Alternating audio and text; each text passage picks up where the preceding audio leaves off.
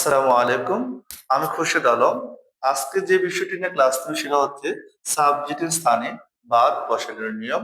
আমি আবার বলছি, সাবজেক্টের স্থানে বার বসানোর নিয়ম। দেখেন, এটা রাইট ফর্ম বাড়ানোর জন্য খুবই গুরুত্বপূর্ণ।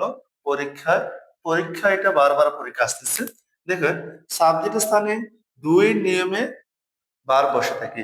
একটা হচ্ছে কি টু প্লাস বার, একটা হচ্ছে টু প্লাস বার, আর দ্বিতীয়টা হচ্ছে বার plus ING.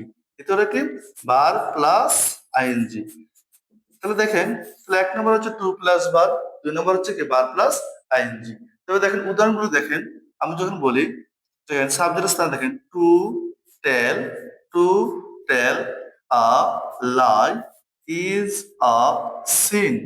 Two tell a lie is a sin। দেখেন টু প্লাস verb। আবার দেখেন walking, walking is good for health. Walking is good for health. দেখেন, তাহলে এইখানে দেখেন সাবজেক্ট স্থানে কি বার প্লাস আইএনজি। তবে তোমাদেরকে আমি আরেকটা জিনিস জানিয়ে রাখছি, যখন সাবজেক্টের স্থানে টু প্লাস বার অথবা বার প্লাস আইএনজি বসে, তাহলে রাইট ফর্ম ভার্বের ক্ষেত্রে অবশ্যই বার সিঙ্গুলার হয়। বার কি হয়? সিঙ্গুলার হয়। আশা করি